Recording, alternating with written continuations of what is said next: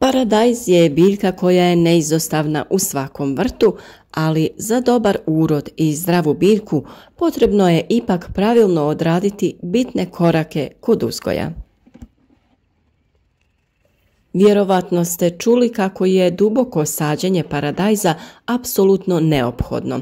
Možda vam je čudno kada vidite da neko zatrpava rasad paradajza doslovno do listova, ali to je stvarno obavezno ako želite bolji prinos paradajza. Naime, paradajz nije teško uzgojiti, mada je u današnje vrijeme postao izazov biljke u vrtu održati zdravima cijelu sezonu. Najbolji rezultati u proizvodnji postižu se tamo gdje se paradajz gaji na dubokim, rastresitim, dreniranim, to jest vodopropusnim, toplim zemljištima, blago okrenutim ka jugu, dobre strukture i bogatim u hranjivima koje se nalaze u lako pristupačnom obliku. Inače, paradajz je jednogodišnja biljka koja se gaji u plastenicima, staklenicima i na otvorenom polju, što je i najčešće na malom posjedu i okućnici. Dijeli se na rane, srednje rane i kasne sorte, te na niske, srednje visoke i visoke. On ima dobro razvijen vretenast korijen sa puno bočnih žila, a glavni korijen prodire u dubinu do čak 1,5 metar. Ipak, najveća masa korijenovog sistema razvija se do dubine od 40 do 50 cm, što zavisi od kvalitete zemljišta. Biljka stvara i adventivno korijenje koje ga dodatno hrani, obezbjeđuje vodom i pričvršćuje za zemljište. Stablo je zeljasto razgranato, a visina se kreće od pola do 3 metra, što zavisi od selekcije i načina uzgoja. Paradajz je toploljubiva biljka, traži dosta svjetlosti, a svrstava se u usjeve sa srednjim zahtjevima za vodom. Kritično razdoblje za vlagu je vrijeme cvjetanja i zametanja plodova, što traje 1 do 2 mjeseca. Za normalan rast i razvoj traži umjerenu vlažnost zemljišta i zraka. U plodoredu paradajz za prethodnu kulturu zahtjeva salatu, špinat, mladi luk, rotkvicu i slične kulture, a nikada ga ne treba uzgajati iza biljaka poput paprika, patliđana i krompira. U ovom videu možete vidjeti način na koji možete da posadite paradajz koji će biti otporan na bolesti, a koji će opet ostvariti najbolji prinos. Nekome možda ovo izgleda jako čudno, ali postoji dobar razlog za ovakav način sadnje biljaka paradajza. Paradajz mora da se sadi duboko, jer kada je riječ o njemu, sve je u korijenu. Naime, paradajz pušta korijenje gdje god mu je stabljika zakopana u zemlju. Čim stabljika paradajza dodirne zemlju, ona će pustiti bijelo sitno korijenje. Paradajz preko korijenja, kao i svaka druga biljka, uzima iz zemlje ono neophodno za rast i razvoj. Što dublje zakopate sadnicu paradajza, ona će razviti veći i jači korijen. Što više korijena ima, paradajz će moći da apsorbira više hranjivih materija i vode. Dodatni korijeni će pomoći biljci da ostane uspravno pod pritiskom vjetra.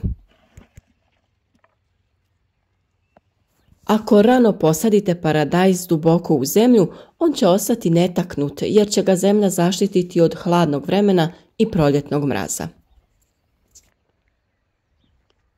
Pa koliko to duboko treba saditi sadnicu paradajza? Naime, čak 2/3 biljke paradajza bilo bi preporučljivo staviti u zemlju, da biste u potpunosti omogućili biljci da razvije jak korijen. Ukoliko niste sigurni, prvo izmjerite biljku kako biste znali da napravite rupu dovoljno veliku prije sadnje. Vjerovatno će biti dublja nego što mislite. Najbolje vrijeme za sadnju sadnice paradajza je kada ona naraste na oko 15 do 30 cm, no nije kasno saditi ni paradajz koji je malo više narastao. Zbog vremenskih uslova sadnja je malo odgađana, ali to ne znači da paradajz koji je duži nije kvalitetan. Dapače, taj paradajz možete još dublje ukopati i on će biti još jači i otporniji. Uklanjanje donjih listova i stabljika nije važno. Oni se jednostavno mogu zakopati sa ostatkom biljke. Međutim, možete ih ukloniti ako će to da vam olakša sadnju.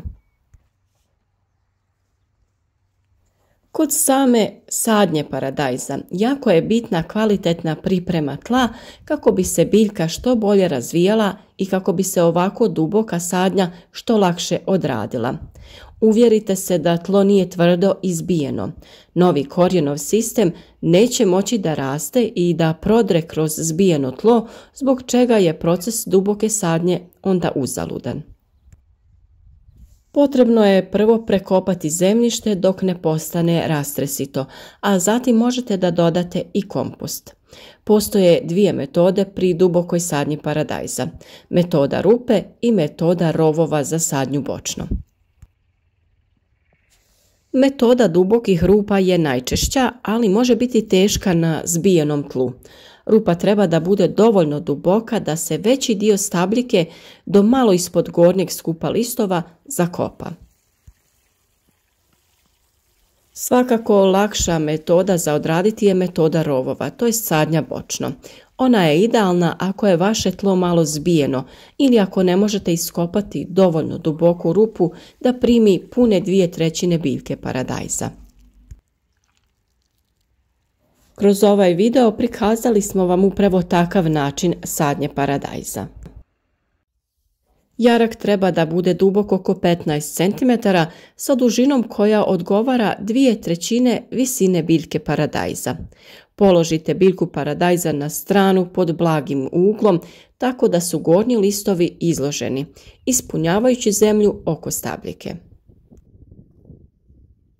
U same jarke prilikom sadnje možete dodati, kao što ste vidjeli u videu, stajsko gnojivo, kompost ili neko peletirano gnojivo kako bi biljka imala sve što joj je potrebno za zdrav početak i kvalitetan daljnji razvoj. Kada posadite paradajz, na vama je da ga lijepo zalijete, jer dobro zalijevanje potiče korijenje da raste i širi se prema dole, a upravo to želite, da iskoristite prednosti dubokog sađenja paradajza. Pobrinite se da dobro zalijevate i tokom vegetacije kako biste održali snažan, zdrav korijenov sistem. Nakon sadnje možete u vodu za zalijevanje dodati kristalonsku prihranu namijenjenu za ukorjenjavanje, MPK omjera 10-20-10 ili slično. Bitno je samo da je udio P, to jest fosfora, veći od udjela dušika i kalija, jer je fosfor neophodan za dobar razvoj korijena kod biljke.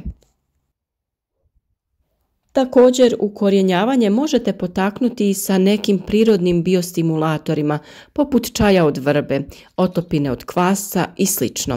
O tome smo mnogo pričali u drugim videima, pa recepte za prirodne stimulatore razvoja korijena potražite na našem kanalu. Same biljke će sa vremenom da se isprave rastući prema suncu.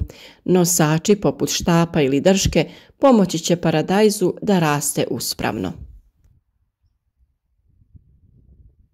Kada koristite ovu metodu sadnje u rovovima ili sačekajte da biljka poraste uspravno prije nego što postavite same nosače poput kaveza ili postavite štap pored horizontalne stabljike i sačekajte da se ispravi prije nego što ga zavežete.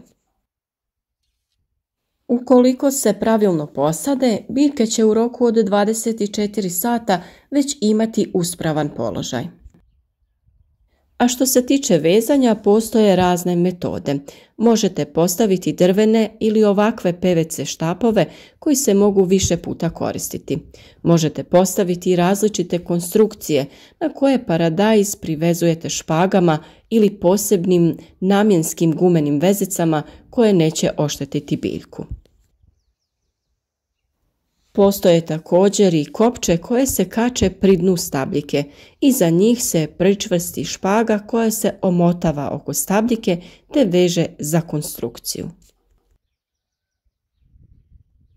Naravno, o ovoj temi ćemo vam posebno pričati u nekom od narednih videa u kojem ćemo prikazati sve metode vezanja i pričvršćivanja paradajza. Kada ste prošli sve korake do sada, od sijanja sjemena, pikiranja, to jest uzgoja zdravih presadnica, jedino što vam preostaje je da kvalitetno posadite vaše biljke. Ovo je stvarno najbolji način kako bi imali jake, zdrave i plodonosne biljke. Naravno, o zaštiti i daljnjim koracima pri uzgoju paradajza ćemo pričati još puno, a vi zapratite naš kanal ukoliko već niste, te pratite savjete o uzgoju ovog i drugog povrća. Za sve dodatne savjete i pitanja, naravno, pišite nam u komentarima ispod videa.